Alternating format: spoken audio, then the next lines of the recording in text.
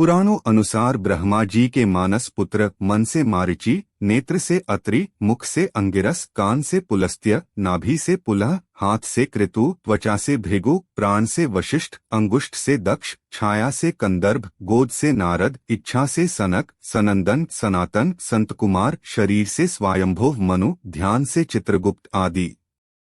आओ जानते हैं ऋषि कंदर्भ या कर्दम के बारे में संक्षिप्त में जानकारी। कर्दम ऋषि की उत्पत्ति छया से हुई थी। ये भी ब्रह्मा के मानस पुत्र हैं।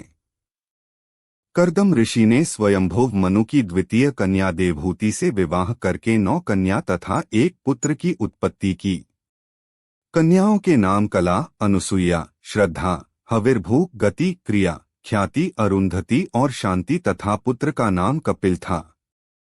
कपिल को भगवान विष्णु के अवतार माना जाता है। वे 24 अवतारों के क्रम में शामिल हैं। कर्दम ऋषि ने विवाह पूर्व सतयुग में सरस्वती नदी के किनारे भगवान विष्णु की घोर तपस्या की थी। उसी के फलस्वरूप भगवान विष्णु कपिल मुनि के रूप में कर्दम ऋषि के यहाँ जन्मे। कर्दम ऋषि विवाह नहीं करना चाहते थे, परंतु भगवान विष्णु ने उन्हें देवहूति से विवाह करने को कहा। स्वयंभुव मनु एक दिन देवहूति को लेकर कर्दम ऋषि के आश्रम गए। स्वयंभुव मनु और उनकी पत्नी शत्रुपा तो आसन पर बैठक गए, परंतु देवहूति नहीं बैठी तो कर्दम ऋषि ने कहा कि देवी, ये आपके लिए ही आसन बिछाया है, आप यहाँ बैठे। देवहूति ने सोचा कि मैं अपने होने वाले पति के सामने उनके बिछाए आसन पर कैसे बैठ सकती हूँ, और नहीं बैठूंगी तो उनका अपमान होगा।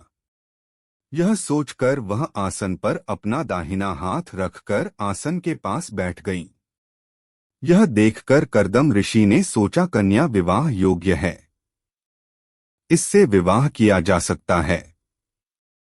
इस तरह उनका विवाह हुआ। परंतु कर्दम ऋषि ने शर्त रखी थी कि पुत्र होने के बाद मैं ब्रह्मचर्य धारण करके संन्यास ले लूंगा। यह सुनकर भी देवहूति ने विवाह के लिए हाँ भर दी थी, क्योंकि वह जानती थी कि जिन ऋषि को भगवान विष्णु ने दर्शन दिए हैं उनके साथ कुछ समय रहना भी सौभाग्य है। कर्दम ऋषि की 9 कन्याओं का जन्म और एक पुत्र का जन्म भी बड़ी विचित्र परिस्थिति में हुआ था।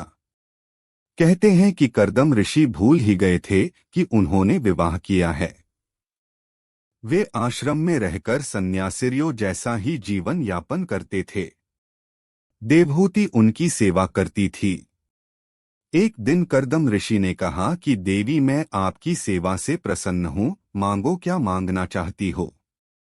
देवहूति ने कहा कि स्वामी, आप भूल गए कि आपने मुझे वचन दिया था पुत्र रत्न की प्राप्ति का। यह सुनकर कर्दम ऋषि ने योग बल से एक विमान का निर्माण किया जिसमें कई कमरे थे। सेवा करने के लिए कई दासियां भी थी। दोनों उसमें सवार होकर चल पड़े। विमान धरती का भ्रमण करता रहा। विमान में ही 9 कन्याओं का जन्म हुआ। तब कर्दम ऋषि ने कहा कि अब मैं संन्यास ले लूं। देवहूति ने कहा कि स्वामी, आपको संन्यास लेने से कौन रोक सकता है, परंतु अभी भी आपका वचन पूरा नहीं हुआ है। आपने पुत्र प्राप्त के बाद संन्यास लेने का कहा था और अब इन कन्याओं के विवाह भी तो करना है। इस तरह कर्दम ऋषि पुनः संसार में उलझ गए। कहते हैं कि कला, अनुसुईया, श्रद्धा, हविर्भू, गति, क्रिया, ख्याति, अरुंधति तथा शांति का विवाह क्रमश मरीचि, अत्रि, अंगिरा, पुलस्त्य, पुलह, ऋतु, भृगु, वशिष्ठ तथा अथर्वा से संपन्न हुआ।